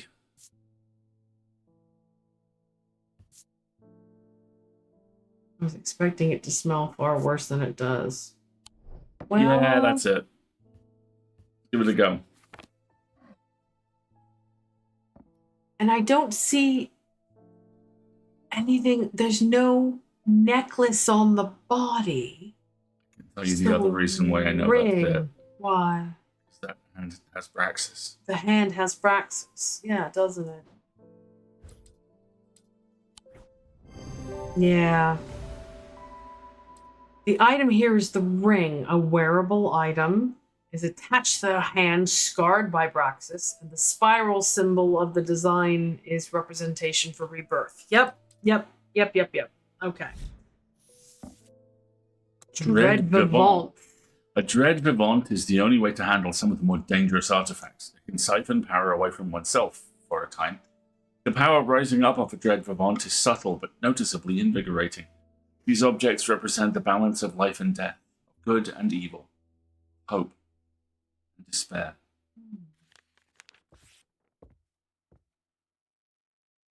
Interesting. You might want to pop out the cat cam just for a sec.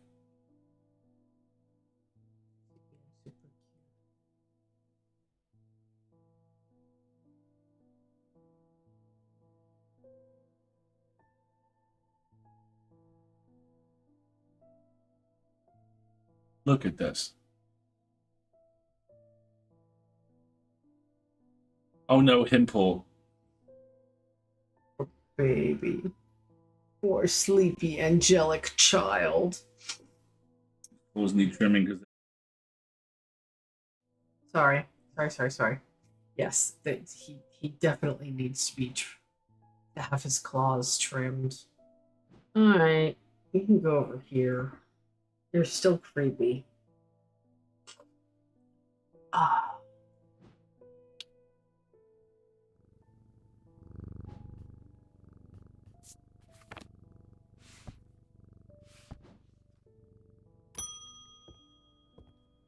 Hello, Mr. Underhill. please do pay us a visit. We have some items that we're confident will be of interest to you. Gonna leave me an invitation? The Twinings. Artisans of wood, iron, and clay. 2 Market Avenue.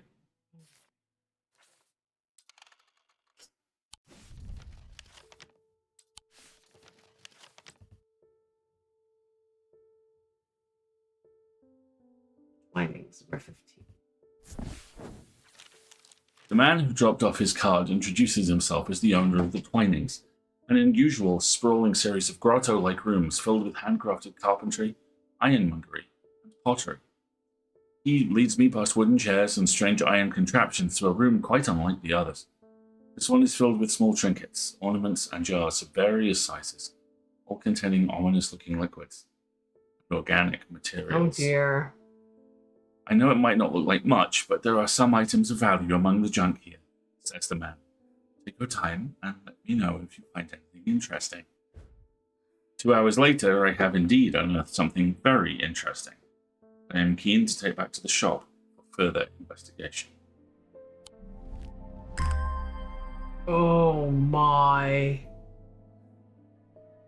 Those are both Wictic symbols. That's a Vivianite, I think it's called. That's a death stone. And that's a tombstone. Yeah. Metal as fuck. I'm leaving the Twinings with my haul when a man shouts at me from across the street. As I look around, annoyed, I notice to my horror that the man's eyes are as black as coal. He rushes towards me and I stumble backwards, fumbling with the strap of my satchel as I try to grab an item to stop him. Oh, wow. Wictic cord.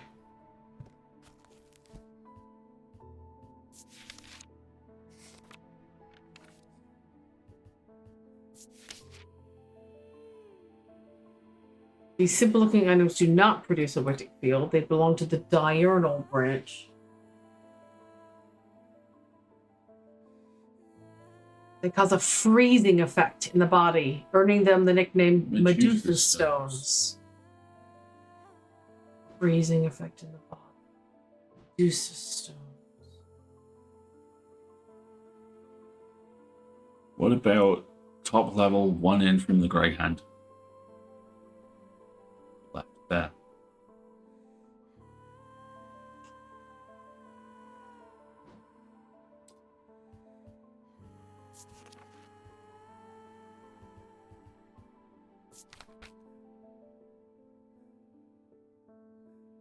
Diurnal branch.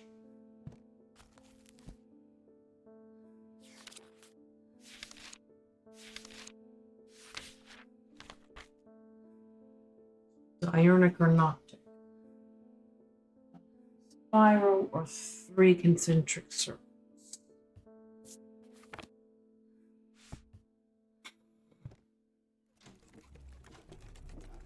Freezing effect.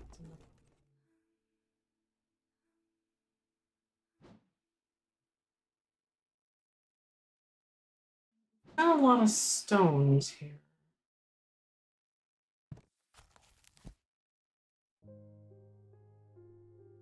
Avianite is noctic.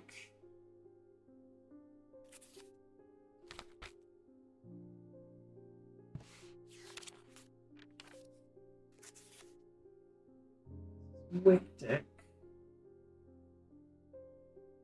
Darkstone for dark. Darkstone.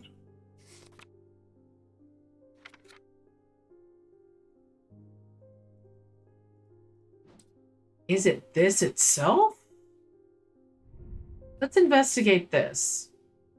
Wood, painted to look like bone. Darkstone, red.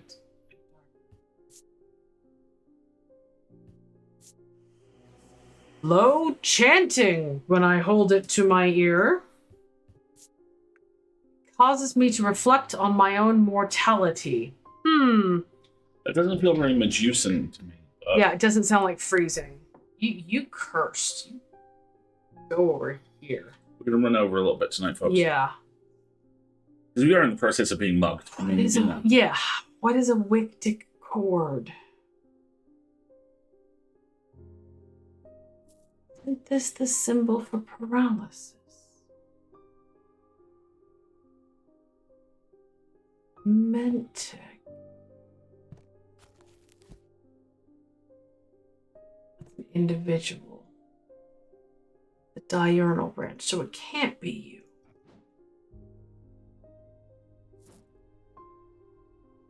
Two systems.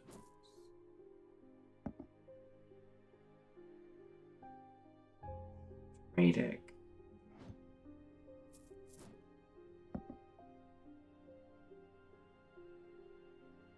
Selenic. Work. Noctic. It's diurnal. Gemstone here is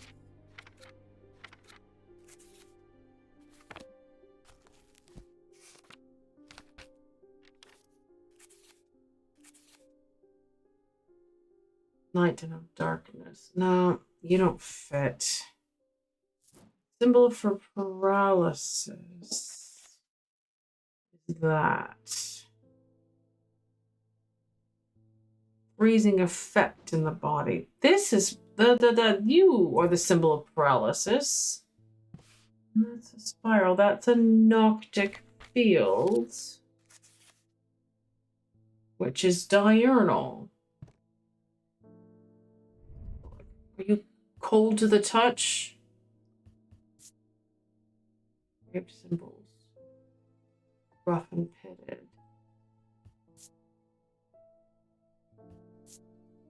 Nothing to mark. But it's the paralysis symbol. Freezing effects in the body. That's a really good candidate. I haven't seen anything else or touched anything else that's like cold to the touch.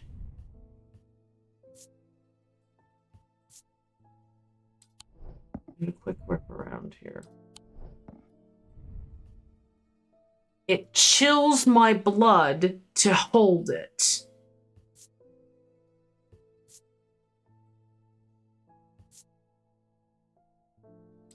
Chills my blood to hold it. What's your field? You are Wictic. You're wrong. That doesn't work. Go with the one before it. Yes. Ew. Many symbols of paralysis, and it produces a noctic field from the diurnal branch. To my relief, the man goes rigid almost immediately and topples forward onto the cobblestones.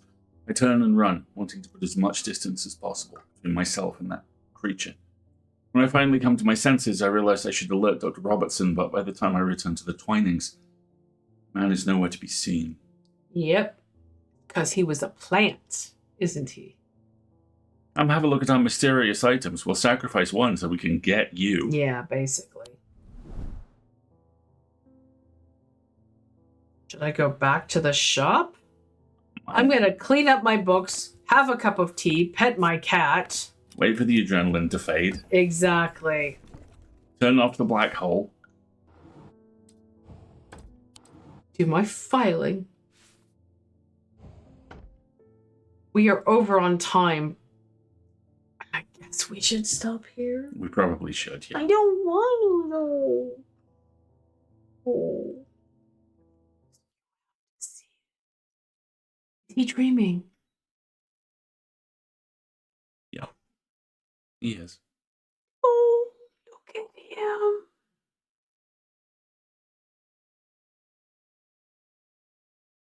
We're just going to sit here and stare at my cat's paw twitching. That's adorable. That's absolutely adorable. Little guy.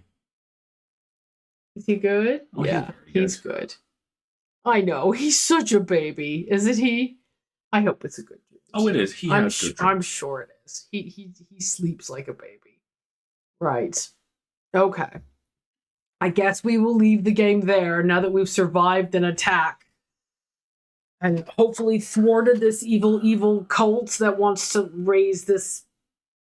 I mean, Holgar seems fine actually as a deity. It's just Holgar actually seems solid. It's just whatever's in that coffin that I don't think we want to have released. So, I don't want to have to wake him up to go to bed. But oh well. Okay, let's have one more session with the cat here. We'll go back to this camera so that you can.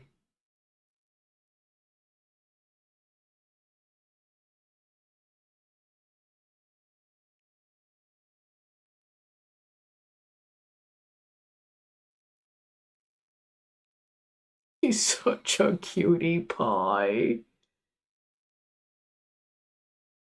Oh my goodness. Oh, look, go back. Look at him. He's got one eye partially open now. Okay. All right, let's not just stare at the cat sleeping. That's kind of creepy. Oh, look at them little twitches. Oh.